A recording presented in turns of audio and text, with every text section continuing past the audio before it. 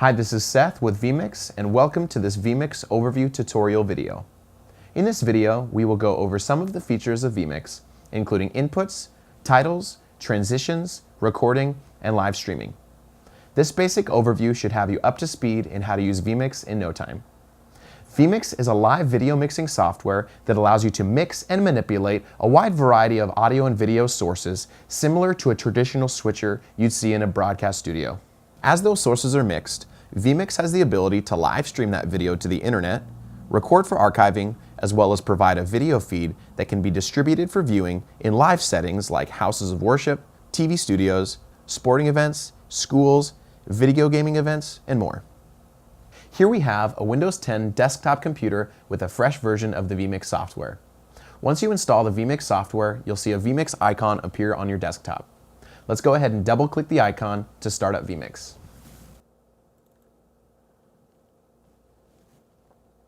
The vMix interface resembles a traditional hardware switcher. On the left of the program is the preview window. This window allows you to queue and preview different inputs such as live video sources, video files, images, titles, PowerPoints, and more. On the right of the program is the live output window. In traditional broadcast settings, this would be called the program output. This window displays the live feed that is being sent to live web streaming, video recording to your computer, as well as your full screen output. Down the middle of the window are the transition buttons. These allow you to change between the preview window and the live window using a variety of different effects such as cut or fade. Below the transitions is the T-bar. The T-bar allows you to manually transition between the preview and program window by clicking and dragging the T-bar from left to right.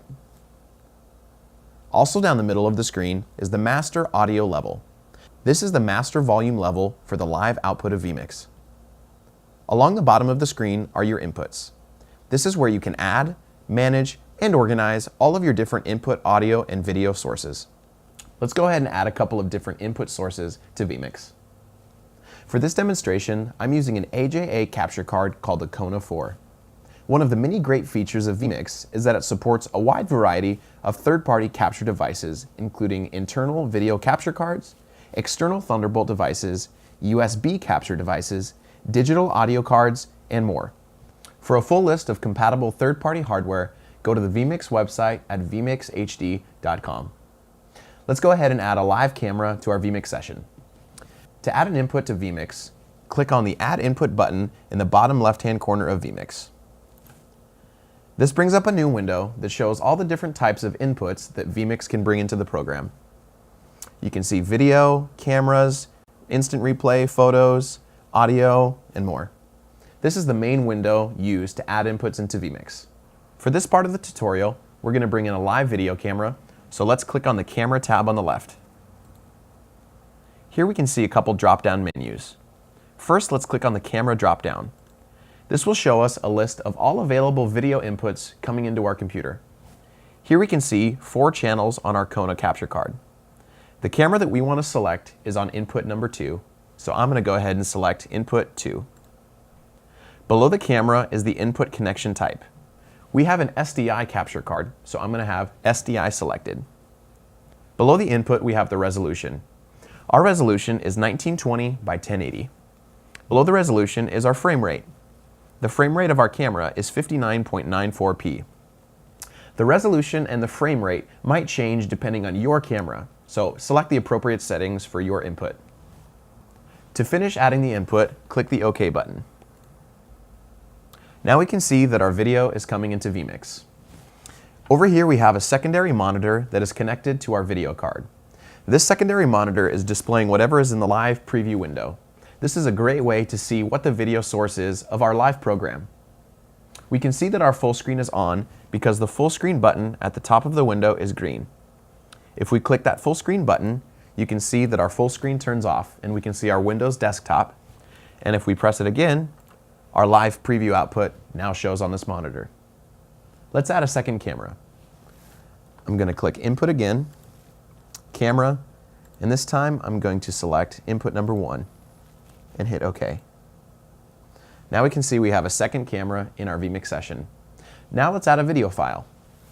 Again, let's click Add Input, and select the video tab at the top. And now I'm going to browse to my desktop where I have a pre-recorded video clip. I'm going to select the clip and click Open. Next, I'm going to click OK. Now we can see that our video clip has been added into vMix. To preview this video, we can go ahead and click on the input, and it will show up in our preview window. If we want to play the clip, we can go ahead and click the play button right below the preview window. Now let's take a look at a couple transitions. To transition from the preview to the live window, we can go ahead and click the quick play button for a quick fade, and you can see that our preview window now goes to our live output, as we can see here on our secondary monitor. Let's go ahead and click Cut, which does an immediate transition. And now we have 4 programmable transitions below those 2 transitions. In this session, we can see Zoom, Slide, Vertical Wipe, and Fly.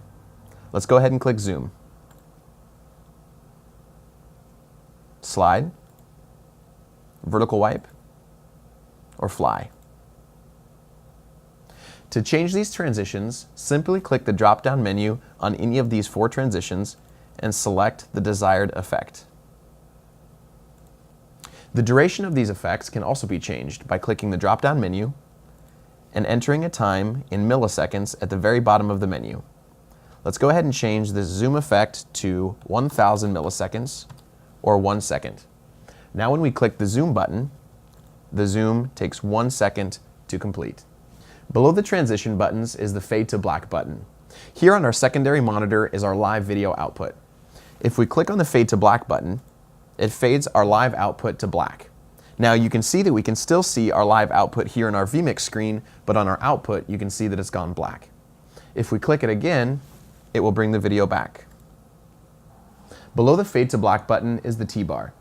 The T-bar is directly connected to the first transition effect. Here in our session, fade is our first effect, so when we use the T-bar, it uses a fade effect to transition from the program to preview window. If we change this effect, it changes the effect on the T-bar. So let's change it to fly. Now when we use the T-bar, it performs a fly effect. Let's go ahead and add a title to our video. To add a title, click on the Add Input button and click on the Title/XAML tab on the left. Here we can see a list of pre-done titles. Let's go ahead and click News HD and click OK. Now we see a new window with a couple of fields for our title. First is the headline. Let's change this to Evan Kraft, who is our artist here in the video. And under description, if we click the description tab, let's put music video. Now that we have our title in vMix, let's go ahead and overlay it on our live video. To do this, let's go ahead and click the 1 button underneath the preview window of our title. As you can see, the title is now overlaid on our live output. If we press the 1 button again, it will be taken off. As you can see in our vMix session, each one of the inputs has numbers 1, 2, 3, and 4 along the bottom of each input. That stands for each one of the different overlay channels within vMix. These can be separately configured in the overlay menu in the bottom right-hand corner of vMix. For a more in-depth tutorial on how to use overlays, go ahead and click the link right here to watch that now. Let's go ahead and set up a recording. To do this, click on the gear icon next to the record button in the bottom left-hand corner of vMix. Now a new window has popped up showing us a list of different file types that vMix can record to.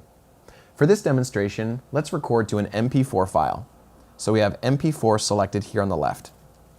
Next, let's select the destination of the video file.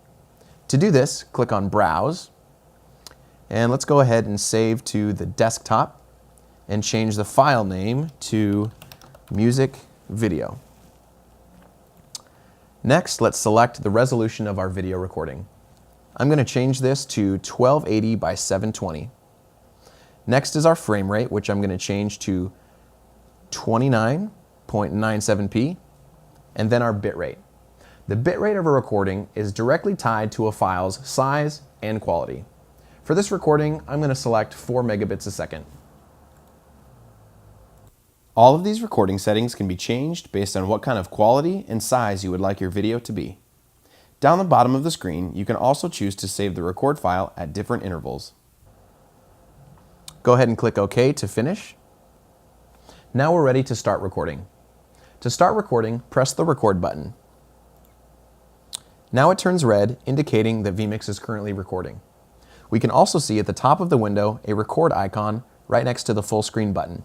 This also lets us know that vMix is recording. Next to the recording button are two sets of numbers.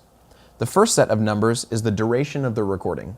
As we can see here, is currently at 20 seconds. The last number here is the number of dropped frames. If any dropped frames occur during a recording, it's probably an indication that you're lacking in processing power either on your processor or on your graphics card.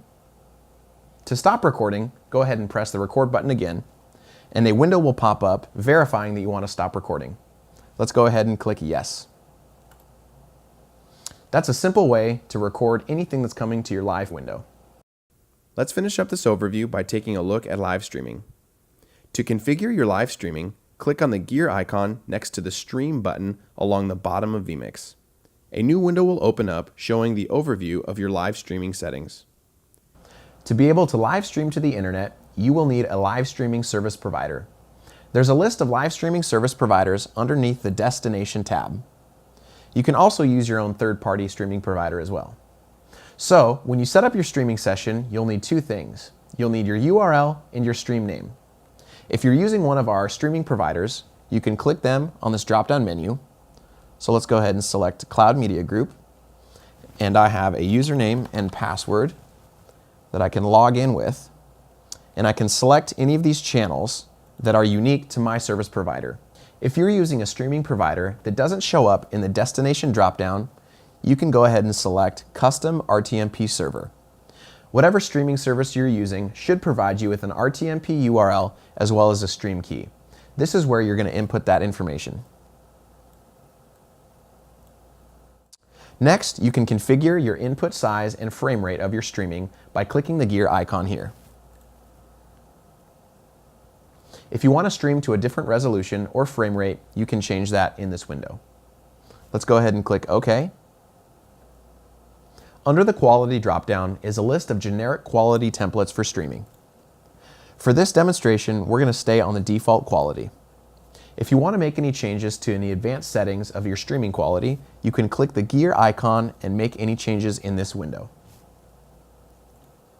Lastly is the application.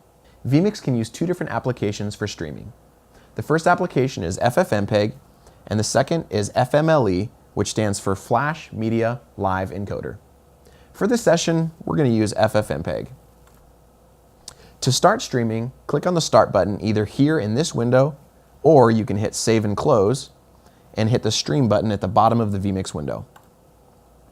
Once you click the window, the streaming button will turn red, and you will also see a streaming icon at the top of the window indicating that you are currently live streaming. To stop streaming, click the Stream button again, and a dialog box will pop up verifying that you want to stop streaming. Let's go ahead and click Yes, and now the streaming icon at the top of the window and the button at the bottom of the window is no longer red, so now we know that vMix is no longer streaming. Thanks so much for tuning in to this brief overview video of the vMix software. We have more in-depth tutorials in all the areas we covered in this video on our YouTube page, or you can click the links right here or in the description below.